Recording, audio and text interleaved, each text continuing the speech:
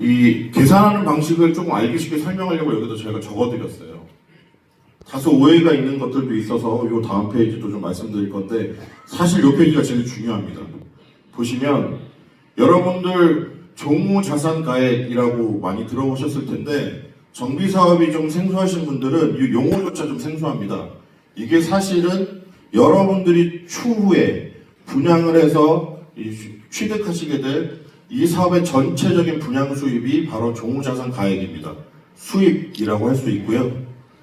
이후에 공사비를 포함한 여러 가지 인허가 비용, 분양 비용, 금융 비용, 이 정비 사업을 위해서 필요한 비용이 지출입니다. 그래서 수입에서 지출을 뺀 게 수익이 되겠죠.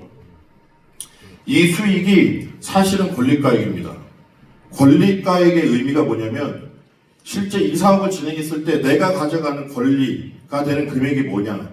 어떻게 판단합니까? 여러분들은 토지를 출자하신 하나하나의 사업 시행자이시고 투자자이신데 뭘 투자했나요?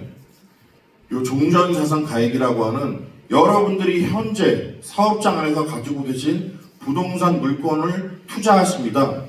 이것을 종전자산 가액이라고 합니다. 내가 가지고 있는 빌라가 3억짜리 빌라를 갖고 있는데 요 수입을 했더니 한 4억 정도 권리가액 가지고 있어요. 이게 비례율이에요. 반대로 얘기하면 종전자산가 대비 수익이 얼마를 발생했느냐를 판단하는 게 비례율입니다. 거꾸로 얘기하면 여러분들 자산에다가 비례율을 곱하면 권리가액이 되는 겁니다.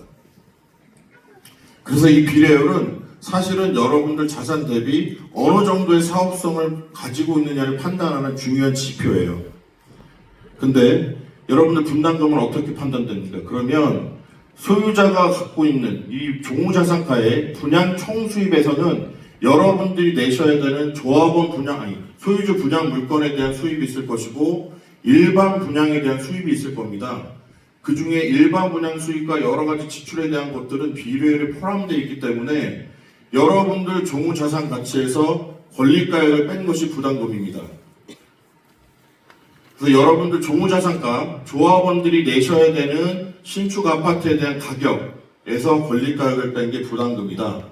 그래서 여러분들이 5억짜리 새 집을 받고 싶은데 내 권리가액이 4억이야 하면 이제 개별 분담금이 나오는 거죠. 그래서 아마 이번 안내책자에 여러분들 다 집원에 대한 개별 분담금 통지서가 나갔을 것입니다. 그것을 볼 때 이 내용들 좀 기억하고 보시면 좋을 것 같고요. 오해가 좀 있는 부분들이 하나가 있습니다. 지금 결정된 추정 분담금이 끝이냐? 그렇지 않습니다. 사실은 이 내용들, 저희가 현재 분석한 이 내용들은 인근에 대한 시세, 그리고 인근 사업장의 공사비, 최근에 여러 가지 용역업체들의 계약 수준들을 판단해서 저희가 추정하는 내용들입니다. 그럼 실제 언제 결정되느냐? 이게 중요하겠죠? 아까 말씀드렸던 신축 아파트에 대한 내용은 인허가에서 결정됩니다. 건축심의라든가 사업시행 계획 인가를 통해서 어떤 아파트를 지을 거냐, 이게 이때 결정됩니다. 그 다음 여러분들이 가지고 있는 자산 또는 새로 지어질 집에 대한 가치 언제 판단되냐면 이 새로 지어질 집에 대한 모든 계획들이 완료되었을 때 그 이후에 감정평가를 통해서 결정됩니다. 감정평가는 최소 2개의 감정평가법인 평균된 가격으로 산정되게 되어 있고요. 그래서 지금 여러분들께 지금 통보되어 드린 여러 가지 종전자산가에 여러분들의 가치가 이때 비로소 확정된다. 이 모든 것들을 다 통합해서 내가 결국은 얼마를 분담해야 되느냐를 결정하는 것들이 이 관리처분인가입니다. 이 관리처분에 대한 계획도 여러분들 전체 회의를 통해서 표결을 통해서 결정한 계획인가인데요. 수입, 지출, 분담금을 확정하는 계획인가 단계라고 보시면 됩니다. 그래서 이 주위에 설명드릴 여러 가지 추정 분담금에 대한 것들은 우리가 합리적으로 얘기할 수 있는 근거들을 가지고 현재 시점에서 추정한 것이다. 모든 것들은 이때 단계별로 결정되어진다. 이것들을 좀 아셨으면 좋겠습니다. 또 한 가지 오해가 있어요. 정비구역 지정 당시에 내 가치가 3억이었는데 이번에 2억 5천이래. 그럼 나는 5천만 원을 더 내야 되는 건가? 그렇지 않습니다. 요거에 또 중요하죠. 보시면 예를 들기 위해서 저희가 숫자를 좀 단순화했습니다. 예를 들면은 일반 분양이 2,000억이고 소유자 분담금이 토지 등소유자 분양 수익 1,800억이라고 했을 때 공사비는 여러 가지 가정을 했을 때 비례율이 130%입니다. 분담금이 500억이죠.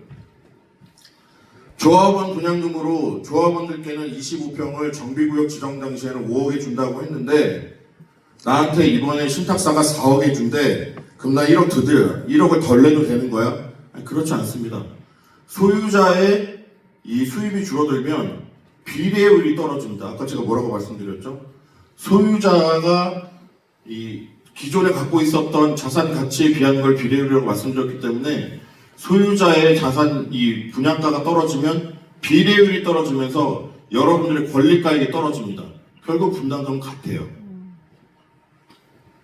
또 반대로 종전가가 올라가면 내가 좀 내야 되는데 덜한가? 내가 그 전까지 2억이라고 했는데 우리 집이 3억이래. 그럼 나는 1억만큼 덜 내도 되는가? 아닙니다.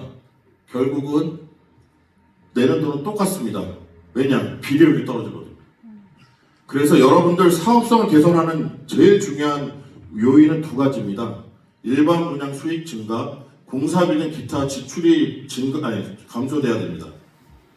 그래서 여기 보시면 여기와 기준이 되는 값과 일반 분양 수입 외에 나머지 것들이 같았을 때 일반 분양 수입이 늘면 분담금이 줍니다. 반대로 공사비가 늘어나고 나머지 지출이 늘어나면 나머지 조건들이 동일했을 때는 분담금이 늘어납니다.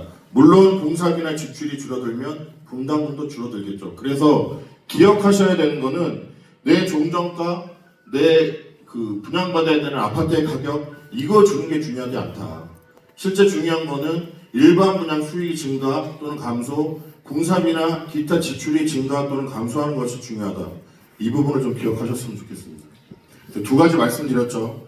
이번에 추정 분담금은 이번에 확정되는 것이 아니다. 두 번째, 추정 분담금과 관련돼서 제일 중요한 것은 일반 분양 수익과 기타 비용에 대한 문제다. 이 두 가지는 꼭 기억하고 가셨으면 좋겠습니다.